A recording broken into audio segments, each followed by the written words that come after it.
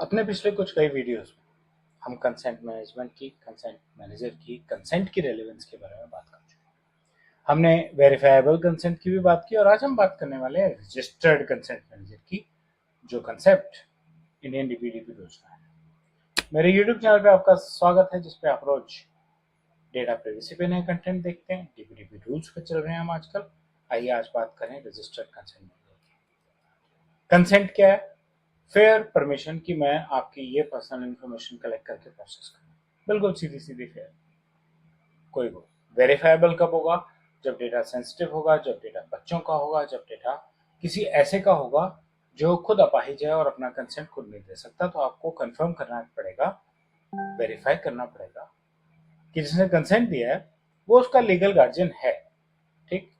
Consent management का जो डीबीडीपी में नया बढ़िया कंसेप्ट आया है वो ये है कि ऑर्गेनाइजेशंस जिनके पास कंसेंट मैनेजमेंट के सॉफ्टवेयर्स हैं, वो डेटा प्रोटेक्शन बोर्ड के साथ रजिस्टर करें और अपने इंटरफेस और अपने एपीआई डेटा फिड्यूशरीज के साथ शेयर करें।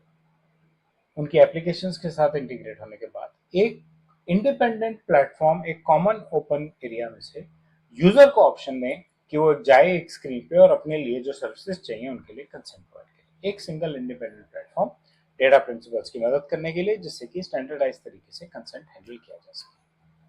उनका रजिस्टर होना जरूरी है। क्यों जरूरी है? क्योंकि उनके लिए एक सेंट्रल पॉइंट ऑफ ऑथराइजेशन होना जरूरी है।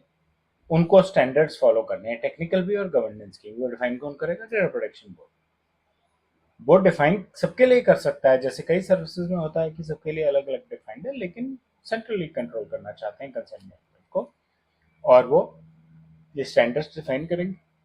कंसेंट मैनेजमेंट कंपनीज के सॉफ्टवेयर और उनके इंफ्रास्ट्रक्चर्स पे फोर्स करेंगे, जिससे कि डेटा प्रिंसिपल्स इसको ठीक से यूज कर सकें। सिंगल इंटरफेस, एक सिंगल डैशबोर्ड सभी ऑर्गेनाइजेशंस के लिए, एक सिंगल पॉइंट कंट्रोल यूजर्स के लिए, smooth user consent management operations, यानी कि यूजर के लिए एक सिंगल स्क्रीन से सारे कंसेंट्स को हैंडल करने की सिंपल ऑपरेशंस। इसका बिजनेस और टेक्निकल इम्पैक्ट ये है कि आपको अपने सॉफ्टवेयर्स को कैपेबल बनाना पड़ेगा एज अ फिड्यूशरी, कि वो कंसेंट मैनेजमेंट सॉफ्टवेयर के एपीआईज के साथ लिंक होकर इंटरऑपरेबल हो सकें। आप उनकी स्क्रीन से कंसेंट ले सकें अपने पास, और कंसेंट के आर्टिफैक्ट्स अपने पास ठीक से स्टोर कर सकें और डिटेल्स प्रॉपर बना सकें। बोर्ड के पास पावर है।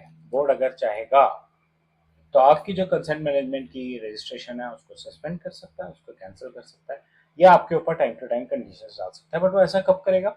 जब आपने कोई रूल वायलेट किया, जब आपके सिक्योरिटी स्टैंडर्ड्स अप्रोप्रिएट नहीं है, और जब पब्लिक इंटरेस्ट खुद ही किसी भी किस्म से रिस्क पे है, तो बोर्ड कहेगा भाई इनको आगे काम नहीं करने देना। सो कंसेंट मैनेजर्स और रजिस्टर्ड कंसेंट मैनेजर्स के नए सिस्टम आए हैं जो कि इंडियन डीपीडीपी रूल्स में है।